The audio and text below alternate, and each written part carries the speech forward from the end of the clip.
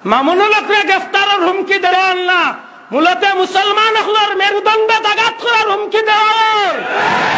মামুনুল হকরে আক্রমণ আইলে মনে করিও না যে জমিলা ফুলতলি আর দুয়াল্লিন চিন্তা করবো, সারা দেশের মুসলমান এক হইয়া ময়দান লাগে। বিশেষ করে আমার ভাই প্রশ্ন করছেন বর্তমান মামুনুল হক সাহেব সম্পর্কে আমার একটা বক্তব্য বাইরে। সত্যি আসলে এই বিষয়টা নিয়ে আমি খুব বিব্রত বোধ করলাম। গত 2020 সালের নভেম্বরের সম্ভবত 8 তারিখ এই বক্তব্যটা কুলাউড়ার জুড়ি থানাতে একটা আলোচনার ফাঁকে দিই যে আমার কোনো ধরনের বক্তব্যটারে যে কোনো একটা বক্তব্যরে যে সুন্দর করিয়া যেন আগাগুড়া দিয়া দিলে বিষয়টা পরিষ্কার। দুঃখজনক হইলে সত্য যে এইগুলারে কাট করিয়া হুট করে মাঝখান্তনে যে কোনো একটা বক্তব্যরে যখন দেওয়া হয়ে যায় তখন আমি দি নাই যে কোনো একজন যোগ্য আলিম বিব্রত বোধ হয়। আমার এই বক্তব্যটার আগভিজ যখন আপনি শুনবা তখন দেখবেন এই কথাগুলোর ভিতরেও আছে যে যদি ইমান ইসলামের স্বার্থে ইসলামের মেরুদণ্ডত আঘাত করা হইলে আমরা সব ধরনের ভুল বুঝাবুঝি দূর করিয়া আমরা ফুলতলি হোকা কৌমে হোকা সব আলিম হল সব মুসলমান হল এক প্ল্যাটফর্মে গিয়ে আমরা আন্দোলন করি। যে আমি কোনো ফেসবুক আইডি কোনো ফেসবুক আমি ব্যবহার করি না। প্রথম যখন ফেসবুক বার হয় তখন আমি একটা ফেসবুক খুলছিলাম, কিন্তু আমি জীবনে কোনোদিন কোনো পোস্ট দিছিও না, লেখছিও না, বা এটাত আমার কোনো দখল নাই।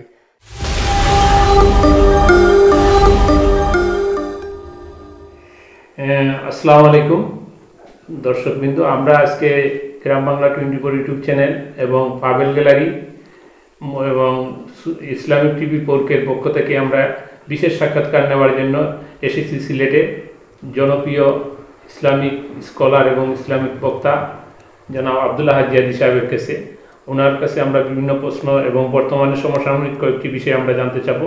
প্রথমেই হুজুরের কাছে আমরা জানতে চাবো একটি বিষয়ে যে বর্তমানে আপনার এই ইউটিউবে এবং ফেসবুকে একটি বক্তব্য ভাইরাল হয়েছে যে আপনি আল্লামা মামুনুল হকের গ্রেপ্তার নিয়ে একটি হুঙ্কার দিয়েছেন যে আল্লামা মামুনুল হককে গ্রেপ্তার হলে আপনি এখানে সুন্নি ওয়াহাবি কেউ থাকবে না, ফুলতলি সুন্নি এবং কৌমি সবাই মিলে আপনি আল্লামা মামুনুল হকের জন্য আন্দোলন করবেন। এই বিষয়ে হুজুর আপনার মতামতটি আমরা জানতে চাচ্ছি। আলহামদুলিল্লাহ রাব্বিল আলামিন ওয়াসসালাতু ওয়াসসালামু আলা রাসূলিল কারীম, আম্মা বা'দ। আউযু বিল্লাহি মিনাশ শাইতানির রাজীম, বিসমিল্লাহির রহমানির রহিম। ইন্নাদ-দীনা ইনদাল্লাহিল ইসলাম। সাদাকাল্লাহুল আযীম। সম্মানিত দর্শক শ্রোতা, দেশে বিদেশে যে যেখান থেকে আমি গুনাহগারের কথা শুনরা আপনারা প্রত্যেকের আন্তরিক মোবারকবাদ জানাই। বিশেষ করে আমার ভাই প্রশ্ন করছেন বর্তমান মামুনুল হক সাহেব সম্পর্কে আমার একটা বক্তব্য বাইরে। সত্যি আসলে এই বিষয়টা নিয়ে আমি খুব বিব্রত বোধ করলাম। গত 2020 সালের নভেম্বরের সম্ভবত 8 তারিখ এই বক্তব্যটা কুলাউড়ার জুড়ি থানাতে একটা আলোচনার ফাঁকে দিই। তৎকালীন সময়ে যে আন্দোলন ভাস্কর্য বিরোধী বা নাস্তিক মুরতাদ বিরোধী যে আন্দোলন হয়েছিল, সেই আন্দোলনের ফাঁকে যে আমি কথার প্রেক্ষিতে যে বিষয়টা আমি কইছি আপনার আমার বক্তব্যটারে বালা করে পরিষ্কার শুনুন, জানো তখন পরিষ্কার হইব বিষয়টা যে ইসলামের স্বার্থে ইমানের স্বার্থে ইমান ইসলামের স্বার্থে দিনের স্বার্থে আমরা কোনো দলাদল নাই। প্রত্যেক মুমিন মুসলমান আমরা এক প্ল্যাটফর্ম হাড় হইয়া এগুলোর বিরোধিতা করবো বা আন্দোলন করবো, অতীতে যেভাবে আমরা করিয়া আইছি। খুব দুঃখজনক বিষয় আজকে আপনারা প্রশ্ন করে আসলে আমি বাংলার একটা সুযোগ হয়েছে যে আমার কোনো ধরনের বক্তব্যটারে যে কোনো একটা বক্তব্যরে যে সুন্দর করিয়া যেন আগাগুড়া দিয়া দিলে বিষয়টা পরিষ্কার। দুঃখজনক হইলে সত্য যে এইগুলারে কাট করিয়া হুট করে মাঝখান্তনে যে কোনো একটা বক্তব্যরে যখন দেওয়া হয়ে যায় তখন আমি দি নাই যে কোনো একজন যোগ্য আলিম বিব্রত বোধ হয়। আমার এই বক্তব্যটার আগভিজ যখন আপনি শুনবা তখন দেখবেন এই কথাগুলোর ভিতরেও আছে যে যদি ইমান ইসলামের স্বার্থে ইসলামের মেরুদণ্ডত আঘাত করা হইলে আমরা সব ধরনের ভুল বুঝাবুঝি দূর করিয়া আমরা ফুলতলি হোকা কৌমে হোকা সব আলিম হল সব মুসলমান হল এক প্ল্যাটফর্মে গিয়ে আমরা আন্দোলন করব। যেমন অতীতে তসলিমা নাসরিন বিরোধী আন্দোলন বা ভার্সিটি বিরোধী আন্দোলন, অতীতে প্রত্যেকটা আন্দোলন যেভাবে আমরা এক হইয়া আন্দোলন করিয়া সফল হয়েছি, আমি এই লাইটে কথাগুলা কইছি। কিন্তু ইদানিং আইয়া 1 বছর বাদে আইয়া এই কথাগুলারে কাট করিয়া বিভিন্ন ইউটিউব চ্যানেল হলে কাট করে ছাড়ের বা বিভিন্ন জনে ব্যক্তি টার্গেট করিয়া আমার মতে হতবাগারে সাবকিবলার এক মসলকন নগণ্য মানুষটারে কালার করার লাগে বিভিন্ন ধরনের কাঠ করিয়া এইভাবে চাড়িয়া আমার অনেক কষ্টর মাঝে ফেলাইছে, যে কারণে প্রশাসনের গেছেও আমি অনেকটা জবাবদি হইতে হয়েছে। এই পর্যন্ত আমার কাছে প্রশাসন তো ফোন আইছে, এমনকি ট্রাইব্যুনাল তো আমার কাছে মানুষ পাঠাই এইগুলা জিকাইল পর্যন্ত হয়েছে। আমি যতদূর পারছি সুন্দর জবাব দিছি, এমনকি আমার ব্যক্তি পরিচয় দিছি যে আমি যদিও নগণ্য কিন্তু আমি সাব কিবলার এক খাদিম, আমি জুতা ভরা গুলাম হিসাবে পরিচয় দিছি। বিশেষ করে আমি সিলেট 23 নং ওয়ার্ডের আল ইসলার সেক্রেটারির পদে আছি, আওটাও আমি পরিষ্কার করছি আলহামদুলিল্লাহ। যদিও একটার যথেষ্ট সুন্দর জবাব প্রশাসনে পাইয়া নিশ্চয় হয়েছে, কিন্তু ইদানিং দেখা যায় মাঝে মধ্যে একটা আরবার বড়ি দিয়া উঠে। তো আমি আশা করবো আপনার মাধ্যমে আমার এই বিষয়টা সারা পৃথিবীতে আমরা ধর্মাবলম্বী যত ভাই আছেন আপনারা কাছে এই বিষয়টা স্পষ্ট হইব যে কোনো সময় ইসলাম বিরোধী ইমান বিরোধী কোনো আন্দোলনের ডাক পড়লে আমরা সব বাইনতে দলমত নির্বিশেষে ইসলামের স্বার্থে আমরা এখানে গিয়ে জমা ওইতাম ওইমু ইনশাআল্লাহ। আল্লাহ যেন আমরা তৌফিক দেন, আমিন। আচ্ছা, আরেকটা বিষয় আপনার কাছে আমরা জানতে চাই, বর্তমানে যে মামুনুল হক গ্রেপ্তার হয়েছেন, আপনি তো এই বিষয়ে বলছেন যে এই বক্তব্যটা আপনার আগে, বর্তমানে এই বিষয় নিয়ে আপনার একটা মতামত? আমি বাইরে অনুরোধ করবো যে আমি আগেও কইছি এখন কইরাম যে আমি হইলাম আঞ্জুমানে আল ইসলাম বা ফুলতলি মসলকের এক সামান্য নগণ্য ব্যক্তি। আমার উপরে আমার স্থানীয় লিডার হলের বাদে থানার লিডার হল, এর বাদে আমার সর্বশ্রদ্ধেয় আমার যে নেতা আছেন বা আমার সাব কিবলার সুযোগ্য আওলাদ সুযোগ্য উত্তরাধিকার আঞ্জুমানে আল ইসলার মহতরম সভাপতি মহোদয় আল্লামা হুসামুদ্দিন চৌধুরী সাহেব, আমরা মুরব্বী অভিভাবক যেই আছেন, অবশ্যই তান্তানোর পক্ষ তো আমরা কোনো নির্দেশ পাইলে আমরা তো কর্মী হিসাবে কাজ করতাম। আপনার গেছে আমি বিবেক তনে যদি জিকাই এই প্রশ্নটা যে এগুলা ব্যক্তিগত আমার কিছু করার আছে না, এগুলা তো আমরা মুরব্বী হল বা আমরা অভিভাবক হলে আমরা নির্দেশ দিলে। আর বর্তমানে যে মামুনুল হক সাহেব নিয়ে আমি কিছু মন্তব্য করতাম চাই নৌ কারণে যে বর্তমানে যে বিষয়টা নিয়ে লেখা হয়েছে এগুলা কতগুলো সত্য কতগুলো মিথ্যা এগুলা তো আমরা দেখার বিষয় না, এগুলা আছে আইনের আওতাধীন। এগুলা আইনে দেখবো, যাচাই করবো এগুলার মাঝে সত্য কোনটা মিথ্যা কোনটা, এর মাঝে ইটা নতুন নতুন যেটা কথাবার্তা হল আর এগুলা সত্যি কথা যেখান এগুলা গিয়ে আমরার মতো লেবাসদারি আলিম বা কাপড় পিন্ধিয়ে যারা আলিম পরিচয় দিলাম এরার কিছু লজ্জা লাগে। কারণ কিতা বলে যেন মহিলা সংক্রান্ত বা নারী সংক্রান্ত যে বিষয়গুলা জোড়াইছে সত্যিকার অর্থে এগুলা কিন্তু আমরা মুখ বড় না, এগুলা কিন্তু আমরা মুখ যথেষ্ট ছোট। বর্তমানে এই বিষয়টা আমি মনে করি আইনের আওতায় গেছে, আইনে একটারে যাচাই বাছাই করিয়া তারা একটা সঠিক জবাব করবো। আসলে এই বিষয়ে আপনার কেন্দ্রীয়ভাবে এখনো আপনাদের কাছে দিক নির্দেশনা আসে নাই। সম্মানিত দর্শক, আমরা গ্রাম বাংলা 24 টিভি এবং পাবেল গ্যালারি এবং ইসলামিক টিভি 4 পক্ষ থেকে আমরা আজকে জনাব আব্দুল্লাহ হাজি জিয়াদি সাহেবের বক্তব্য নেওয়ার জন্য এখানে এসেছিলাম। আপনারা জানেন সারা বাংলাদেশে তার একটি বক্তব্য নিয়ে বর্তমানে তোলপাড় হচ্ছে, যে বক্তব্যটি বর্তমানে ইউটিউবে ভাইরাল হয়েছে। সেই বিষয়ে বিভ্রান্তি দূর করার জন্যই আমরা ওনার কাছে আসা, কারণ প্রশাসন সহ ইসলামিক মানুষদের কাছে যারা ইসলাম প্রিয় মুসলমানদের কাছে এই বক্তব্যটি অত্যন্ত ভাইরাল হয়েছে, খুবই বেশি ভাইরাল হয়েছে। আসলে এই বিষয়টি আমরা কবের বক্তব্য বা ইদানকের বক্তব্য বা ইদানকের মামুনুল হক গ্রেপ্তার নিয়ে আন্দোলনের সাথে সংশ্লিষ্ট কিনা সেই বিষয়টি আমরা ওনার কাছে ক্লিয়ার হওয়ার জন্য আমরা ওনার কাছে এসেছিলাম। ওনার কাছ থেকে আপনারা ইতিমধ্যে বক্তব্য শুনেছেন এবং উনি বলেছেন যে এই বিষয়ের সাথে তিনি সংশ্লিষ্ট নয় এবং প্রশাসনের তদন্তাধীন বিষয় নিয়ে তিনি মন্তব্য করতে চান না। প্রশাসন যেটা ভালো মনে করে সেই পদক্ষেপ নীতি সেটার সাথে তার অভিমত রয়েছে। নিয়ে হাজির হয়েছে আমাদের এই সিলেটের জনপ্রিয় বক্তা জনাব আব্দুল্লাহ হাজি জিয়াদি। আব্দুল্লাহ হাজি জিয়াদি হুজুরের কাছে আমাদের আজকে আসার কারণ হচ্ছে, হুজুর আপনার কাছে আমরা প্রথমেই জানতে চাবো, আমরা দেখতেছি ইউটিউবে এবং ফেসবুকে আপনার নামে কিন্তু দেখছি বিভিন্ন ইউটিউব চ্যানেল রয়েছে, বিভিন্ন ফেসবুক আইডি রয়েছে, এইসব আইডিতে বিভিন্নভাবে পোস্ট করা হচ্ছে। এই বিষয়ে আপনি একাধিক দিন আমাদের ওয়াজের মাহফিলে বলেছেন যে আপনার কোনো ফেসবুক বা ইউটিউব আইডি নেই, কিন্তু এই বিষয়ে আপনার মতামতটি আমরা জানতে চাচ্ছি। এই বিষয়ে আপনি যদি একটু কিছু বলেন। আলহামদুলিল্লাহ, সাল্লাতু ওয়াসসালামু আলা রাসূলিল্লাহ, আম্মা বাদ।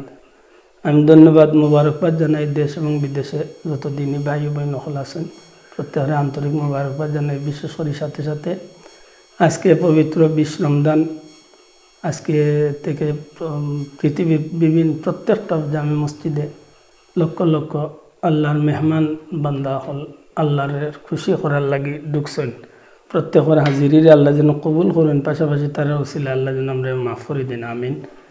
বড় সুন্দর একটা প্রশ্ন করছেন, আর এই প্রশ্নটা আমার ভাইও স্বীকার করছেন যে আমি বিভিন্ন প্রোগ্রাম ও অসংখ্য মাহফিল হলো আমি কইছি যে আমি কোনো ফেসবুক আইডি কোনো ফেসবুক আমি ব্যবহার করি না। প্রথম যখন ফেসবুক বার হয় তখন আমি একটা ফেসবুক খুলছিলাম, কিন্তু আমি জীবনে কোনোদিন কোনো পোস্ট দিছিও না, লেখছিও না, বা এটাত আমার কোনো দখল নাই।